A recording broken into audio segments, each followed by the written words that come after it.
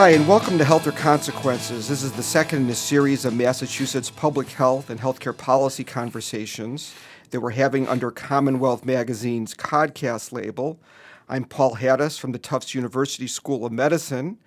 My usual colleague for these podcasts, my partner in crime as we refer to him, is John McDonough from the T.H. Chan Harvard School of Public Health. Unfortunately, John's in court this morning, not because of criminal activity, but because he's a juror. But the show must go on because healthcare issues go on, and I'm delighted to have in conversation today Andrew Dreyfus, CEO of our state's largest health insurer, Blue Cross and Blue Shield. We thought the conversation should go on. So welcome, Andrew. It's good to be here, Paul. Yes. Thanks for having me. And in John's honor, we're going to try this about half hour together to have you solve all of Massachusetts healthcare ills. I couldn't think of a better person to try to do that with. I'll do my best. Okay. Well, before we talk about the challenges, let's start a little bit on the innovation side, which you and Blue Cross have been known for over a decade now.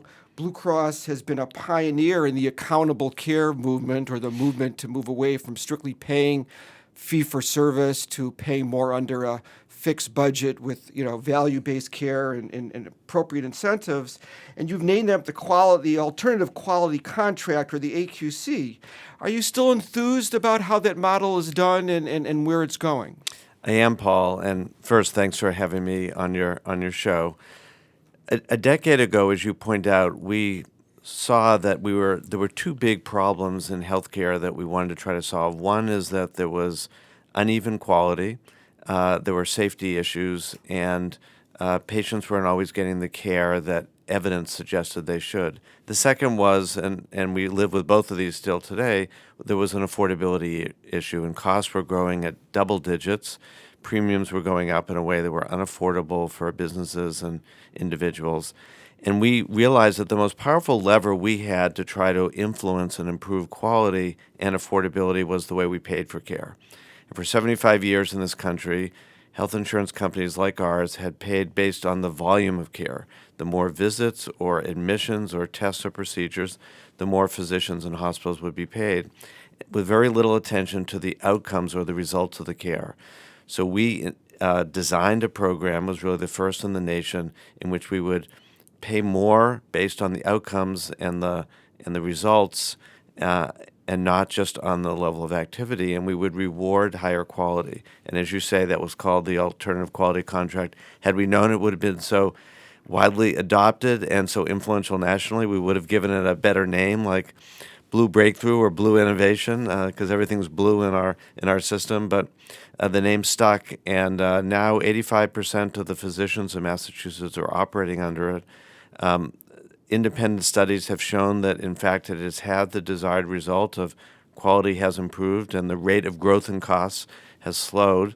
We're very excited that we think soon the 8-year evaluation of that program will be published sometime, we hope, in the next 6 months, and I'm hopeful that it's going to show continued success. You think you're going to get better results than what some of the Medicare ACO demonstrations have shown thus far? I think we will. And so, as you point out, Paul, the National Medicare Program adopted a kind of similar model. There are different variations of it. In fact, our program was actually written into the Federal Register, into the federal regulations for their program. One of the reasons we may have been more successful is that because we're local and because we know these physician practices and hospitals, we're able to work very closely with them, trying to provide them with data and information on their patients, issuing reports, in some cases daily, weekly, monthly, quarterly reports that point out opportunities for them to both improve quality and especially improve affordability. So I think that the closeness we have, the kind of richness of the data in the local market may help our groups perform at a higher level than nationally. Okay, well, let's move from that effort, which is over a decade old, into something that's really now started as a pilot, as I understand it, with South Shore Hospital, attempting to share some savings with that hospital for its efforts to try to reduce the overall cost of care for Blue Cross enrollees who live in the service area, even if they're not regular patients at that hospital. Tell us about that concept. Yeah, well, we're really excited about this new program. So we took a look with the retrospective eye of a decade worth of work on our payment model, which was really focused on physician care, and realized that for most hospitals, although they were collaborating with physicians under our previous program, that we didn't think they were sufficiently engaged, and that those old incentives to try to admit more patients, do more procedures were still active, and that the fee-for-service mentality was still kind of cascading through our healthcare system. And so we designed a program, and really we sent our team back into what we call the cave. And the cave is just the name of a place they go and think big ideas and innovate and challenge themselves. And we looked at other models, and we invited in clinical leaders and others, and we realized that the hospitals did still have incentives to do more.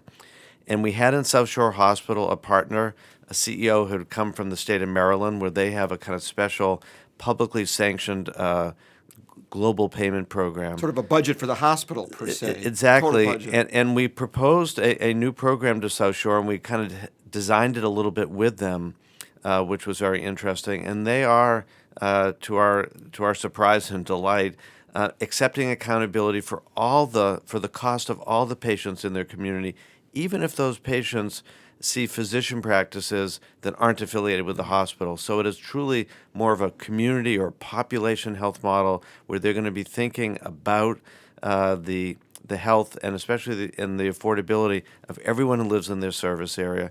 It's causing them to rethink. So, for example, one of the early programs they're looking at is using EMTs differently.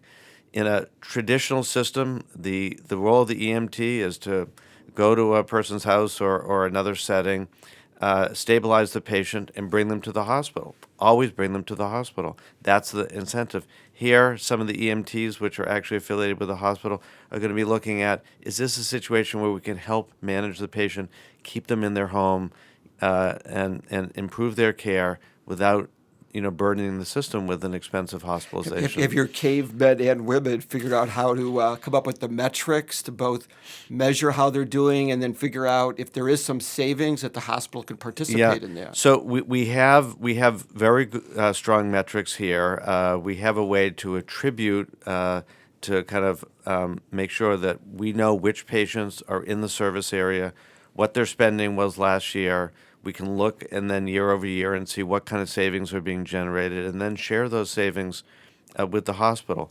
Like in our earlier model with physicians, though, there are strong quality components, so there's never an incentive to provide a patient with less care than they need. It's just there's an incentive to try to avoid hospitalizations, avoid emergency department visits when it's clinically appropriate, and that's in a lot of cases. And so better use of urgent care, better use of evening and weekend hours in physician practices, better preventive care, better mental health and care for substance use disorders.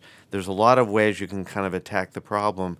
We're trying to give them the tools and the incentives to do that. Do you see this as a South Shore Hospital demonstration only for a number of years, or do you want to try to bring the pilots to others? Yeah, we want to learn, and we did that. We had some early adopters with our physician model a decade ago, and we did learn a lot, and we did then adapt and change it. We've already been approached by several other hospitals kind of similarly situated in the state, and so we're hopeful that perhaps, not for 2019, but because we're already in that year, but 2020, we'll have other pilots going with other hospitals. It seems to getting institutions or providers to think about patient total cost of care and geographically, where patients come from and servicing them, no matter whose provider system they're in, is an interesting sort of thought to try to move the model ahead. Yeah, I got an interesting call way back when we began our earlier model from a hospital CEO. He said, "Let me get this straight, Andrew.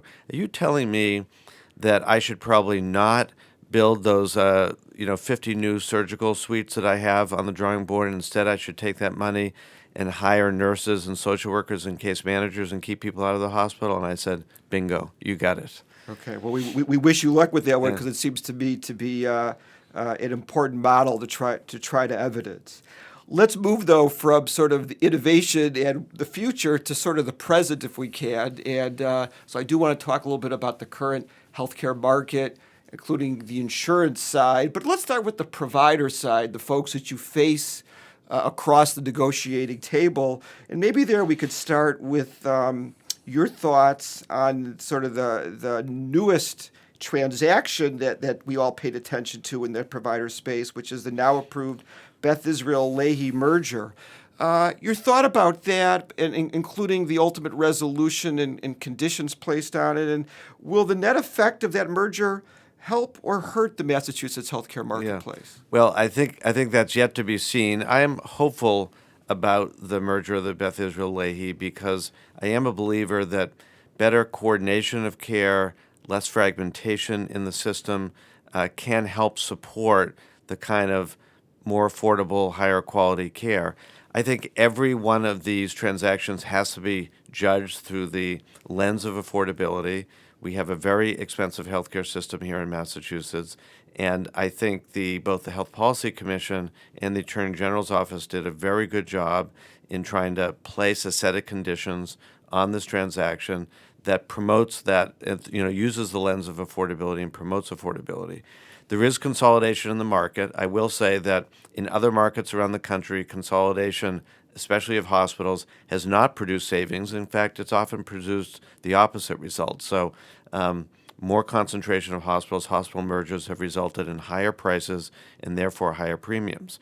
What's different in Massachusetts is that, unlike in those other states where those mergers have occurred, here we have a state agency, the Health Policy Commission, that has set a benchmark in terms of cost growth for the state.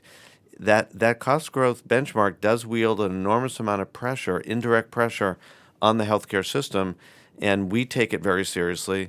In the last year in which the data was collected, the growth of healthcare spending was half of what it had been previously, half of the benchmark.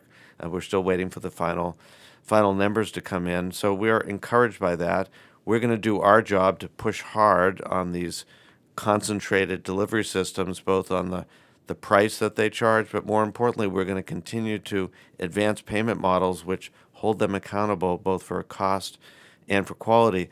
About 70 to 80% of our payments are going to go to 5 large systems in the state, and so it is a different market, and we're very aware of that. And we're very aware of the responsibility we have on behalf of especially our employer customers to keep cost controls strictly in place. If you're not in one of those 5 systems, and especially often that's some of our isolated, at least on the institutional side, community providers, they're going to worry, is there going to be any monies left for them at the end of the day after the Beth Israel Lahey gets the kind of price increases? It's likely to demand up to the limit if the AG will allow them, the usual suspects that are well paid. What would you say to them if they say, is there anything left for them? Yeah, well, I'd say the answer is yes, and that we treat each hospital or each health system on its own against a set of standards, relative standards that others are paid, but also we look at their efficiency, we look at their cost their underlying costs.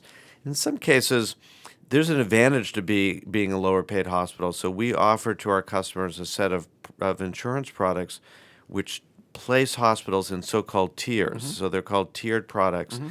And there are strong incentives to our members to use the lower cost providers, whether that be physicians or hospitals.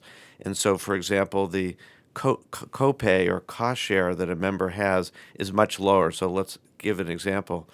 To go to an emergency department of a low-cost hospital might be $100 copay, and it might be $1,000 with a high cost. We're now we have a new program called Smart Shopper, where we're actually giving information to our members, and if they use the Smart Shopper and use a less expensive provider, we're actually going to send them a check directly. So rather than their copay being less, we're actually going to pay them to attend lower cost settings. So no, that's novel. We've I think on the consumer side we've been talking about, is there a way to get a check back rather than just always having to pay? And I guess your evidence of right. that. Yeah, we're going to start to do that. And so it's not always, and even in the case of the Beth Israel, I think we would encourage them not necessarily to raise their prices, but to view themselves in the market as a kind of value-based provider that is less expensive than some alternatives in the market. Fair enough. Well, let's turn a little bit to the insurance side, where you spend most of your time thinking about. And there's some big picture issues as well as specific market ones, but let's start with the big picture because you can't pick up the newspaper these days without reading about some kind of organization, including companies you didn't historically think were in the healthcare business, whether it's J.P. Morgan, Amazon, and Berkshire trying to come together to figure out ways perhaps for their 1 million employees collectively to do better on their health plan. And maybe there's evidence from what they can do for the other 150 million people in the country that get their health insurance that way, or the Aetna-CVS merger. Tell us your big picture thoughts about what's happening in this space and its implications for the health insurance market in Massachusetts. Yeah, sure. Well, we are watching these deals very carefully, and let's first start with the kind of convergence of players at the national level. So, as you point out, Aetna was acquired by CVS. Cigna, another big national plan, bought Express Scripts, the largest pharmacy benefit manager.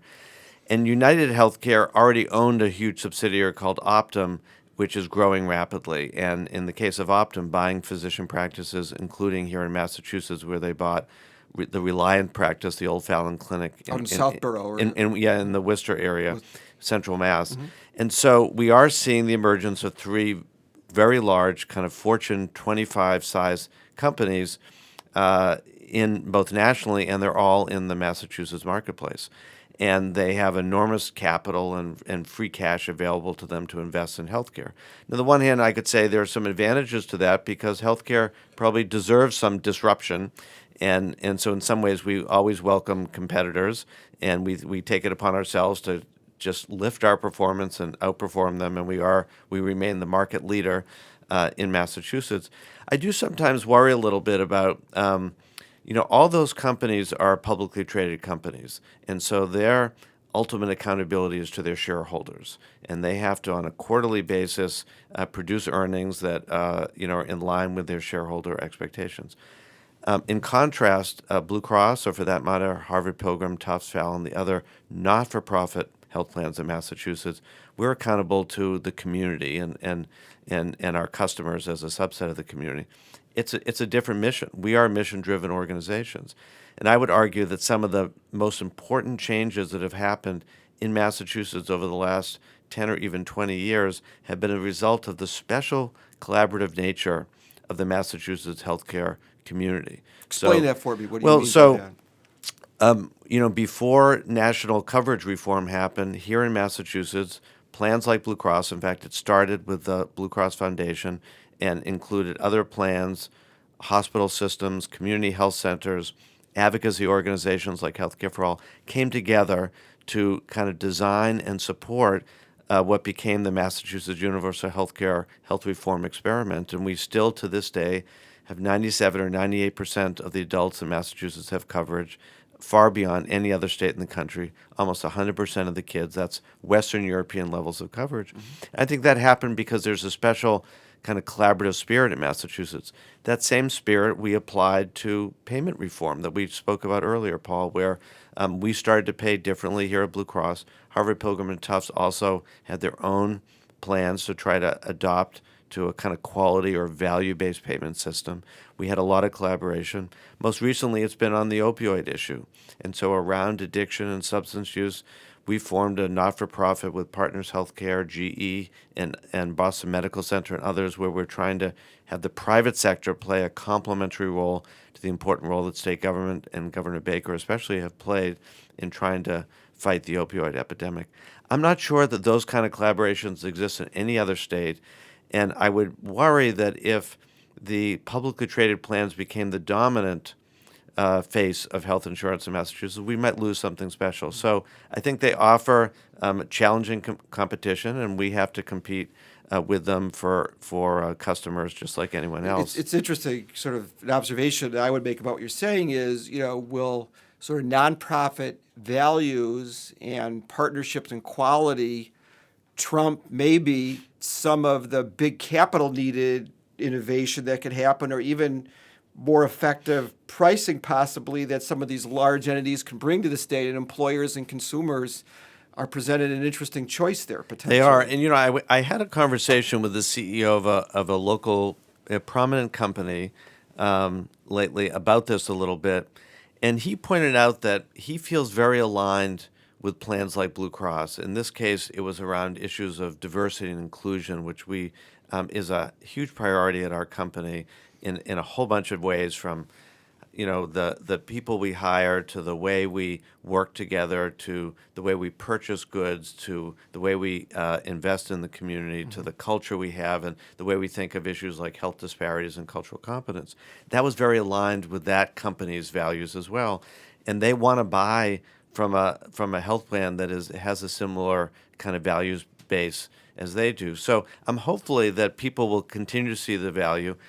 It's also an important issue in the legislature, because at the end of last session, as you may know, Paul, there was a bill that almost passed in the legislature that would actually have put a new tax or assessment on health plans like ours. Yes, to help pay in part for raises to community hospitals. Yes. And we already pay several $100 million of taxes and fees and assessments to state government and some to the federal government.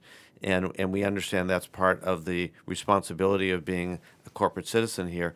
We always want to be careful that the not-for-profit plans are not ever disadvantaged in those kind of scenarios. And I think in this legislative session, there'll be a new discussion about the needs of community hospitals, other discussions about mental health is a big area of need in Massachusetts. There's also, I think, some early discussions and some concerns about the growth in premiums and what's called the small group or merged market here in Massachusetts. So in those discussions, we want to be sure that people understand that we don't want to disadvantage in not-for-profit plans. In fact, we want to make sure there's always a level playing field and that everyone understands the value of mission-driven not-for-profit healthcare here in Massachusetts. Well, let's build on that, especially since you started to mention the legislature, where things might go this year. And we know the governor's coming out next week with his budget, right. But he did in his inaugural speech talk about wanting to do something in the telemedicine space, behavioral health, talked about community hospitals, a little bit about the price variation issue. I can't remember whether he mentioned pharma or not, but I want you to speak to the pharma issues. Say something about what you would like to see happen this year or this session legislatively. Yeah. Well, in the last session, as I mentioned, there was a bill which came close to passage and had some very positive features. One thing that we're hoping we can reach a consensus on this year is the so-called issue of surprise billing. Out-of-network care. Out-of-network care. So this is an example where a patient sees a doctor who they believe to be in their health plan's network, and it turns out sometimes they go for surgery and the surgeon's in the network, but the anesthesiologist or the radiologist that reads the film is out of the network. Suddenly they get a really large bill, a surprise bill, and they're responsible for a substantial section of it. We should be able, and other states have already figured this out, we should be able to agree on a standard rate for those out of network. There should be a way for consumers to understand that. We should work hard to get as many of these physicians and other providers into the networks. And no consumer should be faced with these kind of surprise bills. The healthcare system is complex and expensive and fragmented enough today without that problem. So that's an issue we hope the legislature tackles. There were other positive features in that bill, some which would extend the privileges of certain non-physician health professionals like nurse practitioners and mid-level physicians, dental practitioners. Those are really needed, especially in low-income communities in Massachusetts where there are some access gaps for dentistry or for primary care. So those are some of the issues we hope the legislature looks at. I think we need to continue to work on both substance use disorder and mental health care in Massachusetts, so I'm hoping we'll see some activity in that area.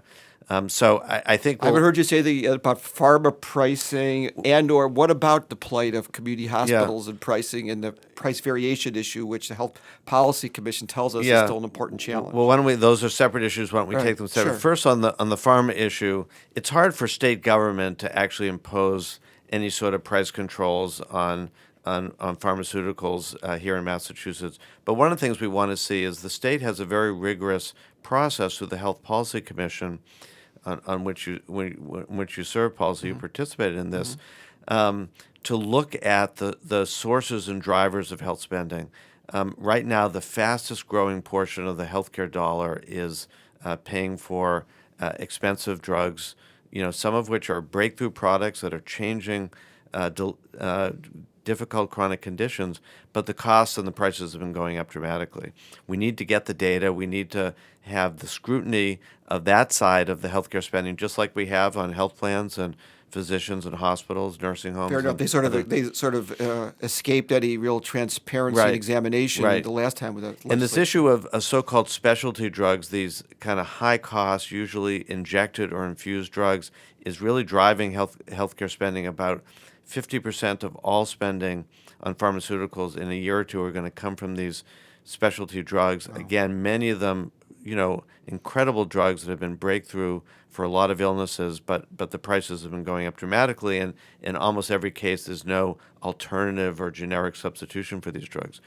In the case of the variation, it is a complicated issue. There's variation, as we know, in every market around the country. We've not shown that there's greater variation in Massachusetts than in other markets. However, as you point out, there are a group of hospitals that I think it may be a smaller list than some might argue, but a group of hospitals, especially those in inner cities who are serving a high percentage of Medicare and Medicaid patients, who essentially, because those systems, especially the Medicaid program, pays much less than commercial insurance, they have a hard time financially. And so we probably need some way to make sure that for those hospitals that are needed, that we protect them. And these are the so-called smaller disproportionate share hospitals that are in cities like Springfield and Holyoke and Brockton and others. What's the best way to do that? I'm not sure we've really come up with that, but Blue Cross is certainly wants to participate in a solution for them. We just want to be sure that the hospitals that are helped are truly needed, that we understand what the money is being used for, and that in some cases, some early forms of these bills, hospitals were actually part of systems that had at the center of the system very well compensated academic medical centers were actually going to benefit from the bill. That didn't make a lot of sense for us. So in these kind of cases, the details really matter. Okay. Do you think that that contributing to the resources to help some of those needy and deserving, as you tend to describe them, community hospitals, might come from other hospitals who tend to do very well currently? Well, in the previous versions of the bills, both health plans like ours and some of the higher paid hospitals were subject to an assessment to help pay for those lower paid or lower cost hospitals. That may be appropriate in this environment. Again, the details matter on this, and one of the things we're going to be really focused on, back to our earlier conversation, Paul, is to make sure that not-for-profit health plans in Massachusetts, like Blue Cross and others, aren't disadvantaged, and that the large national plans that, by the way, produce enormous profits, spend less on medical care as a percentage of the premium dollar than we do, that they're included, so the Aetnas, the Cignas, United, now CVS and others, that they paid their fair share. They would contribute as well. So, and we do have mechanisms today to pay for other needed services like uncompensated care in hospitals, and there are fair ways to do these assessments, so we're going to be taking that message to Beacon Hill this year. Fair enough. Since we're getting closer to the end of our time together, I want to give you a little chance to talk about some big picture issues. Yeah. So let's start one that's in conversation now, especially as we're starting to hear some folks come out thinking about running for president on the Democratic Party side in 2020, but there's discussion around single payer. Some call that Medicare for all. Some have different labels and different approaches under single payer. What's your thought about that, and where it might be going, and what's the implication of those discussions for private health insurance companies? Well, first of all, I think we are going to have the debate, as you pointed out, Paul, and I welcome it. So I am we are a strong advocate of universal coverage. And we still leave tens of millions of Americans out of the health insurance system. And there's strong evidence that having health insurance improves health. And so I think everyone in America should have health care. So to the extent that the single payer or Medicare for all debate brings us back and focuses on the plight of people without health insurance, I think that's a positive. I think we'll end up, some people argue that we should try to model our system on the Canadian system. I think that may be difficult. We'll probably have to design a uniquely American system. My first instinct is to look at what we already have, which is the Affordable Care Act, and say, how could we strengthen that? There are maybe 15 states, for example, which haven't yet to do the Medicaid expansion that was included in that. Big states like Texas and Florida that would bring millions of people who are currently without insurance into insurance. I also think that having a debate about Medicare for all, one of the instincts is that we spend too much on the administration of the healthcare system. I would agree with that. And so to the extent that this also triggers a debate about how health insurance and healthcare can be more efficient, that's a good thing. There have been some proposals that would be so-called Medicare buy-in that would allow people without health insurance, maybe in a certain age, like people over 50 or 55, to buy in early into the Medicare program. I think that's something we should take a serious look at. So I'm enthusiastic about the debate. I'm going to enjoy participating in it. I think there are some other European models in Germany and in Switzerland, which have come up with kind of unique public and private systems. I think at the core we have to make a decision as a society that healthcare is a right, not a privilege. It's something I support, and that everyone should have health insurance. Let's decide that first, and then once we've decided that, let's say, given what we have today, how could we design a program that could get the rest of the public into some health insurance system, whether it's through their employer, through a public program like Medicaid or Medicare, or through some new program that we want to design. We've come very close in Massachusetts. We've actually proved you can do it. And I'll encourage people to come back to Massachusetts from Washington and look and see what we've accomplished, see how adaptable it might be for other states. Well, the ultimate goal of health insurance for all, in part, is to help contribute to good health. So let's end up our discussion today on health, and share with me your thoughts about Blue Cross's responsibilities for that broader, call it public health, and sometimes people talk about at the largest level social determinant issues, whether it's things like housing and adequate transportation systems, or sometimes maybe closer to home is sort of the individual determinants, social determinants that you tend to be a little bit more involved with, like supporting some decision making at end of life, or helping people get the kinds of support they need if they're opiate addicted. But to talk about the Blue Cross's responsibility in those so-called upstream and midstream areas. Well, first of all, Paul, it's a great question, because too often we talk about health care and not enough about health. And we know that actually health care, meaning medical care services, are actually not the most powerful determinant of someone's health. Much more powerful is where people live, how they, what kind of healthy lifestyles they have.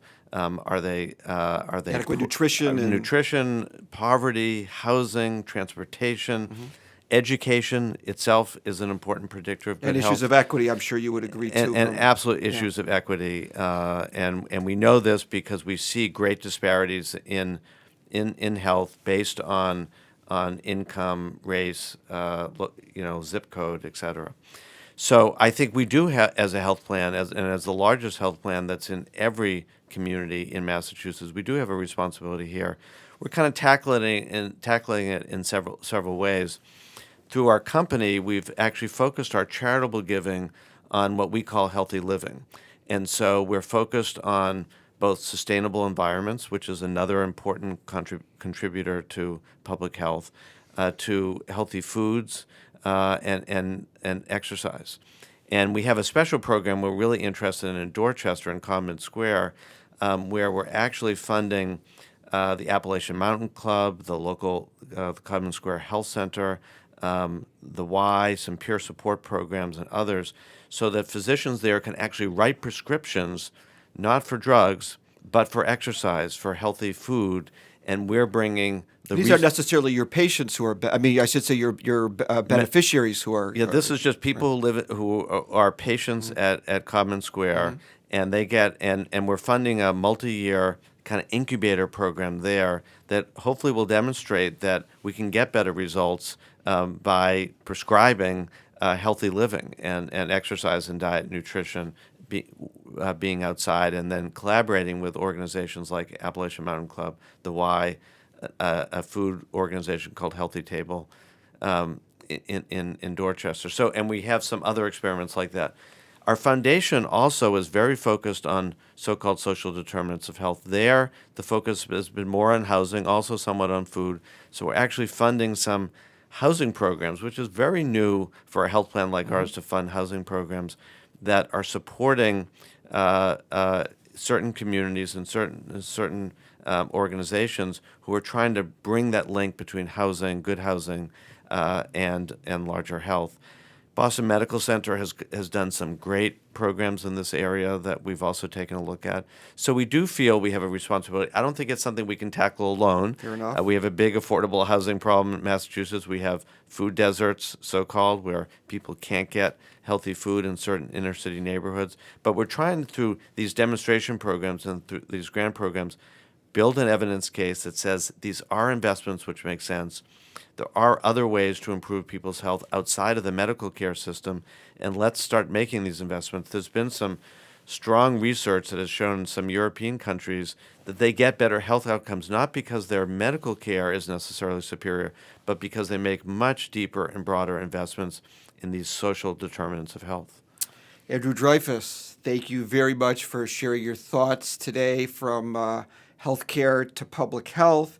And in fact, I want to let our podcast listeners know that next month we're going to be interviewing Dean Sandro Galea of the BU School of Public Health, maybe to build on some of the themes that you raised today. Andrew, thank you very much. Thanks for having me, Paul. I appreciate it. Pleasure.